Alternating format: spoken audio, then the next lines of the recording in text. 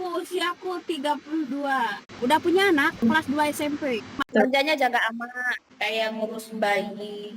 Ini mau masuk 3 tahun, cuma pindah-pindah, amanya meninggal gitu kan. Sekarang ketiga, nggak sampai finish kontrak. Soalnya si amanya baru 6 bulan, lebih itu meninggal.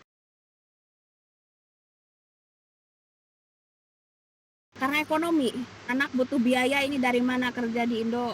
Sekarang sulit lah gitu ya. Tanya nggak bisa semacam keahlian itu nggak bisa gitu kan, apa gitu. Itu intinya nekat gitu. Pertama datang ke majikan, waduh itu awal-awal pertama lah itu, sampai bangun sampai tengah malam kayak udah bangun liatin jam, suruh ngambil panci, ngalah ngambil gelas lah pokoknya itulah. Kalau kitanya nggak tahu bahasa ya pertama ke sini sering dimarahin dulu. Kalau ada curhat kita cerita, kita suka nanya kalau bahasa ini gimana gitu kan. Dia ngomong gini bahasanya gini, tapi aku nggak ngerti. Oh, sama teman dikasih tahu, oh, sama aku gini ya, sama gitu kan. Ya sedikit-sedikit mereka bicara, mendengarkan pelan-pelan ya. Pelan-pelan pasti bisa. Semacam nih, pangwo, shochi. Dia nunjuk itu, oh, shochi itu HP gitu kan. Jadi dia bicara sambil nunjukin, oh jadi ngerti gitu. Namanya apa gitu kan. Di rumah sakit itu harus semua tahu gitu kan. Kadang aku lupa juga. Awalnya juga nggak bisa, cuma pelan-pelan ya. Sini ya enak gak enak. Enaknya bisa libur, bisa kumpul teman gitu kan. Jadi enaknya di sini cari uangnya gampang. gampangnya itu karena gajinya gede gitu. Gak enaknya ya kalau ada cekcok di rumah.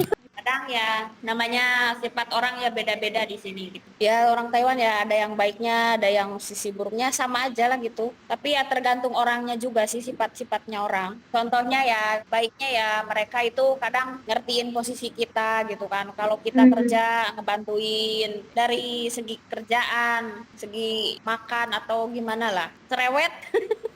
Kebanyakannya cerewet, kita belum beres ini harus itu kayak gitu, kadang gitulah ya. Si amanya kadang yang cerewet, ada yang mukul ya, tergantung si amanya itulah yang bikin keselnya. Itu kadang nggak tidur, pempes disobek kayak gitu, beraknya itu di tangan diginiin, wah pokoknya itu yang bikin pusing. Itu harus sabar pokoknya ngadepin dia. Kadang ada sisi pelitnya gitu kan, kalau semacam makanan gitu kan. Kalau makanan itu dijatah sama dia itu harus segini, mau kenyang mau nggak kenyang harus. Sisi baiknya orang sini juga ada semacam mau apa dibeliin gitu kan. Apa yang kurang, apa yang mau dibeliin, ada.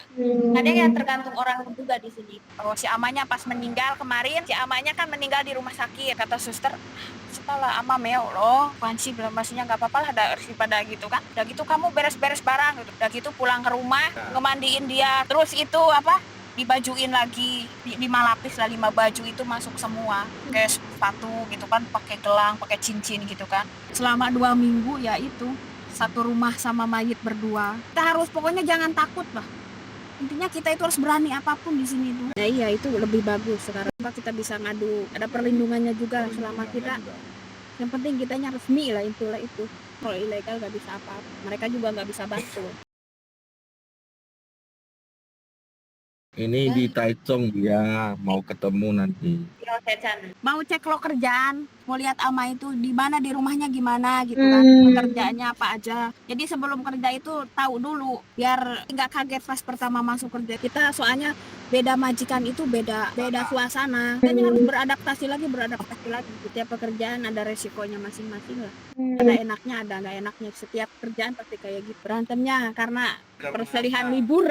Berantem terus teleponnya ke saya lah. Ya, teleponnya ke situ. Enaknya ini, hanya nggak mau ninggalin. Agensi banyak gitu, cuma kan tidak semua bisa menanggapi cerita kita. Belum, karena jobnya amaknya meninggal belum finish. Belum punya modal intinya. Pulang ke Indo itu harus punya uang, kalau nggak punya uang buat apa pulang. Prosesnya susah sekarang, jadi mikir dulu untuk pulang. Kalau udah di sini betah.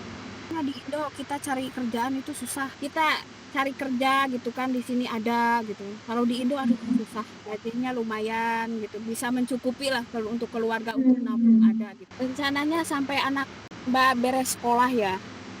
Beres sekolah, karena sekolah sekarang itu butuh biaya yang besar. Jadi bertahannya itu, ingatnya itu masa depannya loh, anak kita gimana kalau aku nggak kerja, semacam kayak gitu. Jadi ingatnya itu aja. Kalau udah beres sekolah mungkin kita juga istirahat lah gitu. Belum kan untuk biaya sehari-harinya, untuk ibu kita gitu kan, untuk keluarga. Iya. Pokoknya banyak anaknya juga perempuan, minta ini, beli ini habis, pikirnya itu gitu. Jadi nggak betah tapi harus dibetah-betahin, harus kuat gitu. Ya demi rela berkorban demi keluarga lah. Yang penting keluarga kita bisa terpenuhi, kita bahagia lah lihat anak kita bisa kebeli ini, kebeli itu, udah senang kita. Macam kayak gitulah kalau namanya orang tua. Selama kita niat kerja, uang itu datang sendiri. Pas datang ke sini ya ada yang 1 minggu ya, bos 1 minggu apa? 1 minggu di sini nangis pengen pulang, denda 50 juta. Ya kita kesini loh susahnya itu di PT-nya seperti apa. Kita mikirnya itu di PT-nya itu lama gitu kan, lama prosesnya lama. Kita kesini itu udah alhamdulillah rezeki. Kalau kita cepet terbang itu bisa alhamdulillah rezeki. Saya masuk penjara, kita makan itu kan dikasih itu ya, di alas kayak gitu kan. Mau kenyang mau nggak kenyang harus begitu PT-nya itu. Pokoknya perjuangannya itu sangat luar biasa. Harus kuat mental semua. Mereka marahin kita itu masuk kanan keluar kiri, harus kayak gitu. Terus nangis gimana, kitanya malah merusak badan kita gitu. Itu aja, mangsa bodoh aja gitu. Yang penting kita aja bener. Saya juga diam aja. Bilang how. Udah mau nyampe. Makasih Kak Lia. Ya sama-sama. Rajin-rajin belajar. Oke. Bye-bye. Semangat ya. Ya siap.